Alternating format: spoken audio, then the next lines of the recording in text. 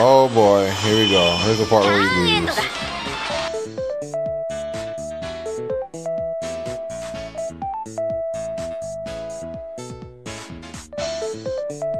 Alright, welcome back to Zenonzard Beta. I just wanted to go over the last of the footage I have from the beta. I got 2 games with the purple and red aggro deck. I can't say it's my favorite deck, but I definitely did win the most with this deck while I was playing it. It's just got a lot of powerful minions. So I'm gonna start off with Mador, the 300 power 1 BP, 1 DP, which is really good for a 1-drop, but it does it gets destroyed after any battle. So if it attacks or blocks, then it gets destroyed. So I'm just chilling out with them. I want to save them to build up my board for Duskers, and I want to save them to move to my mana for later. I'm gonna see that that comes in handy. So they play their rat, which heals one of their forces for 1, and that's gonna make it a lot harder to take them down because they're using the Minotaur force. So I have to take that out before I can really do any damage. Went ahead and swung at that Minotaur force with the Greek Smasher, and I'm pretty sure they didn't block because they wanted to put that in their mana, but they summoned something else and then moved that, and then summoned that machine to attack my force. I just let it through because it wasn't worth, you know, letting one of my minions go. So now here, this is a really good play. Flood the board with Imps and Duskers, and I decided to go to the life just because I knew they were going to let it through, and then hit the force with Duskers. I don't know why they didn't block, but now their Minotaur only has 1 point. Maybe they're using Lachesis or something like that, I'm not sure. So they go ahead and summon more monsters, more minions. I'll play the Traveler, draw some cards, and then summon the Wing Raptor. So now I'm coming in trying to take that force out, and they block. But the force is still gonna die anyway because when that imp is destroyed, it deals 1 damage to a force. So they just blocked because it was gonna go away anyway. So they might as well get rid of my minion. So some of the Club Skeleton, clear off that blocker so I can try and get in. And I end my turn with a Crimson Mail. So they're summoning more minions, and then they cast Obliteration Beam on my Duskers to get rid of that. And that was a pretty good move because that guy comes out really cheap and he's got a lot of power. So I let this one through because I feel like I just didn't need Ouroboros anymore. I'm still at 7 life. I'd rather take the extra mana and card. I'm really surprised I got to 10 mana this game. Alright, now I'm just going in. Going into the life. Yep. Hit that, and then I move the Mador back and get the last hit. I didn't even have to play anything for my hand. So that was a pretty good game. I feel like the white deck would have done a lot better if I had more time to set up, but they just couldn't get there because my deck was too fast for them.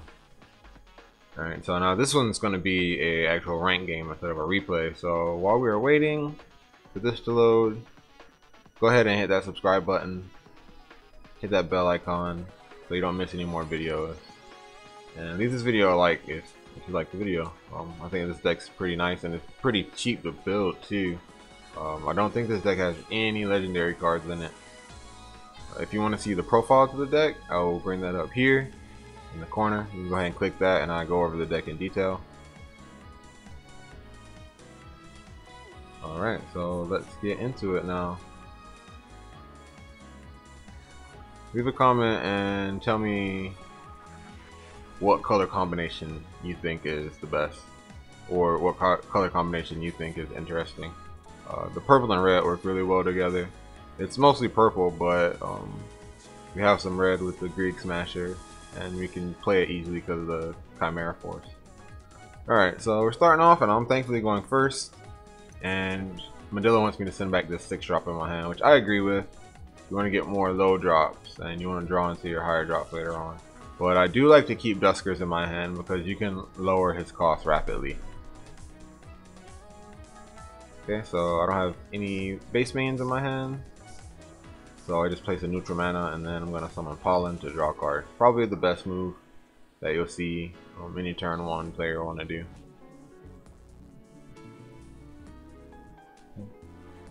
So now they play their mana, play their Traveler of the Waste, and looks like we're going up against a green deck. Play another neutral mana, and she's telling me to summon the, I think his name is Sloth Keeper, and I agree with that. Yep, Sloth Keeper. I agree with that because this has a passive skill that increases the mana cost of neutral minions in both players' hands by 1. So she doesn't have any colored mana yet, so she won't be able to play any colored minions, only neutral minions, she'd have to use all 3 of her mana to do so. But she goes ahead and plays that base minion down, and plays that Bridget and hits that chain to draw, and then summons a Morpheo Boon. So now back to our turn. We run very few base minions in this deck, and that's possible because of our Chimera Force. As you can tell, I haven't drawn any yet, but that's okay because we can still play all of our minions freely. Now she's telling me to play the Two-Tailed Cat, which I don't like to do. Since this cat has revenge, I want them to block with something that has more than 200 power, not something that has 200 power, because it's not a good exchange. Like, you're not making the most of your revenge effect if that's the case. If you understand what I'm saying, like you're gonna destroy their minion anyway if it only has 200 power. So you're not really taking advantage of your revenge effect in that case. So go ahead and summon the imp, the drunken imp, to go swing at the force. The reason why I didn't destroy the other force is because I have the Ouroboros force, which is going to untap all of my minions, so I can block with my imp, which means I'll stop an attack to my force, and I'll still end up destroying the force on his turn. If I destroy the force on my turn, then they would have been able to start their turn with 5 mana and an extra card in hand. As you can see, they played that mana from their deck, but they weren't able to take advantage of it because I blocked after. So now she wants me to summon the Greek Smasher, and I'm going to go ahead and do that. And she wants the Two-Tailed Cat, which in hindsight I probably would have summoned the Dodec Eye, because I'm going to destroy all of the forces here. Yeah. Right. Might as well go for the force now. Go ahead and take that out, so anything else I play can go straight for the life. I figured they wouldn't be able to stop the 2 damage with an extra mana, so I didn't mind destroying the force there. So doesn't look like they're drawing too good. Okay, there's a big boy. But they have to pass their turn and not attack so they can block. But I do have removal options in my deck, and I do have minions that are stronger than theirs. And they don't have any forces, so anything I play can just come straight for their life. So I go ahead and drop another Greek Smasher, making both of them bigger.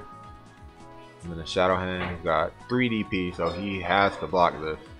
The Shadow Hand gains power and 1 DP for every one of your opponent's forces that are destroyed. Okay, so they block my cat and use my revenge effect to KO it. She's telling me to move my Pollen to the field so that my Greek Smashers can get stronger, and I agree with that.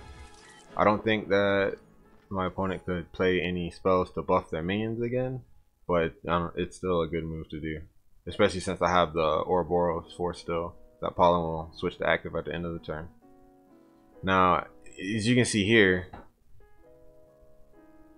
I swung with my Sloth Keeper even though he could block it, but technically they couldn't block it, because if they did, then my Shadow Hand would be able to defeat them.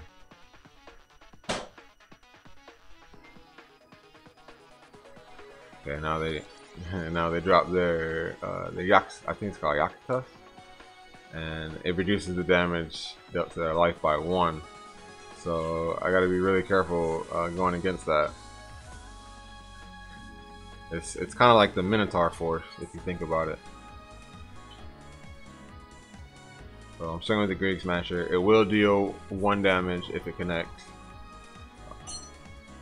So they use that to rest my Shadow Hand, make sure that I don't deal any damage with it. And my Grig Smasher dies, but that's okay because I play this dragon, and he allows me to revive one of my field minions with a cost of 3 or less when I'm playing. So I get 2 cards for that 6 mana, which is really good.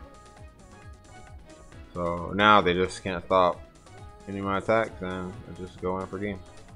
Really an aggressive deck that gets a lot of value out of their cards. So that's why I've been enjoying this deck a lot. Hopefully I'll be able to play it when the game comes out, which is hopefully tomorrow.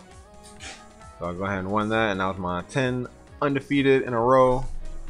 Most of them are with this deck. I had to go ahead and take the screenshot of that.